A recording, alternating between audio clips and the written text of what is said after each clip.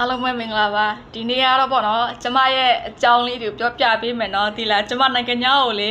လာဖို့ရလေဘလို့တွေခက်ခဲတွေကြုံခဲ့ရလဲဆိုတော့ပြောပြသားမယ်နော်ဆုံးထိနားထောင်ပြီးနော်ကျမပေါ့နော်နိုင်ငံခြားကိုသွားချင်တာသူများတွေသွားလို့မျိုးပေါ့တကယ်ချင်းတွေကသွားချတာဆိုတော့လေဖေဖေနဲ့မမေကိုခွင်တောင်းတယ်ဖေဖေမမေတမီးပေါ့နော်နိုင်ငံခြားကိုသွားမယ်ဆောင်းကကျမဂျပန်ကိုသွားချင်တာပေါ့နော်ဂျပန်ကိုသွားမယ်ဂျပန်ကိုလို့ဆိုတော့လမ်းစီထုတ်ပေးလို့ခေါ်ဖြီတော့လည်းပိုက်ဆံတဲ့အစင်မဖြီတော့လေမလွတ်ဖို့အစင်ပြေလည်းမလွတ်ဖို့အစင်မပြေလည်းမလွတ်ဖို့အဲ့လိုမျိုးဖြီတော့အဲ့ဆိုရင်ပေါ့နော်စင်ကာပူမှာတော့အကျိုးစနစ်ရတယ်ပေါ့နော်အဲ့မှာသွားမယ်ကျမမိလားဖေနဲ့မေမေကိုအဲ့ဒါမေနဲ့ဖေကပြောတယ်မှန်တော့ဖေကတော့သွားရင်အိမ်ရိတ်မနေနဲ့တဲ့ဖေကမေကတော့အားလုံးမသွားရတယ်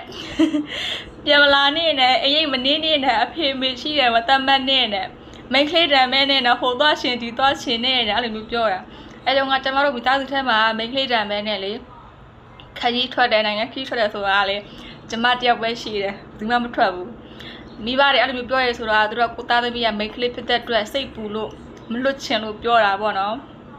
မဟုတ်ဘူးဖေနဲ့မေသမီးကသွားတာဖေတို့မေတို့ကိုသမီးကပေါ့နော်တင်တော့တင်းတယ်နဲ့ပေါ့နော်သူများတွေထဲမတိုင်တောင်မှသူများတွေနဲ့ဒန်းလူဖြစ်အောင်ထားနိုင်ချင်လို့ပေါ့နော်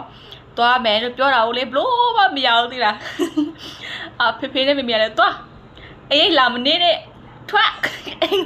အဖေမေရှိတယ်မတတ်မှတ်နေလို့ငင်ချခံရတယ်ကျမကိုလေဖေနဲ့မေကအဲ့ဒါကျမဘယ်လိုလဲဆိုတော့လေကျမလာချင်တာလေတပိုင်းကိုသေးနေတာပဲနိုင်ငံခီးထွက်ချင်တာလေအဲ့ဆိုကျမရန်ကုန်ကိုလေလာခဲ့ရန်ကုန်မှာအမျိုးတွေရှိတယ်လေအမျိုးတွေရှိတော့အဲ့ဆိုရင်ရန်ကုန်မှာပေါ့နော်အထက်ကျစိတ်ကိုသွားပြီးတော့လုံမယ်ပေါ့လိန်လာတယ်အိမ်ရက်တွေပါယူလာလဲဆိုတော့လေအိမ်တော်သူစီရင်နေမပုံထင်းနေကျမခိုးလိုက်ခဲ့တယ်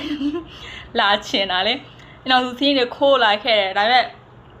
ကျမလာတော့ပေါ့နော်ဖေကတိတယ်အိမ်တော်သူစီရင်ကျတော့အိမ်တော်သူစီရင်မရှိတော့ဘူးကျမခိုးလာခဲ့ပြီလေရန်ကုန်ကိုလာတော့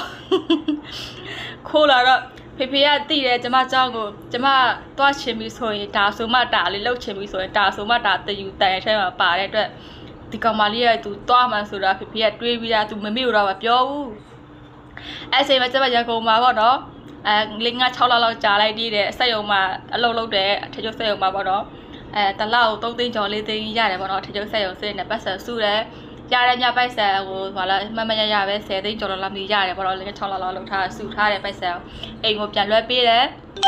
ပိုးတဲ့ဟာတော့ကျမပေါ့နော်ဒီကိုစင်ကာပူလာဖို့အတွက်ဆိုတော့ဟိုဟာ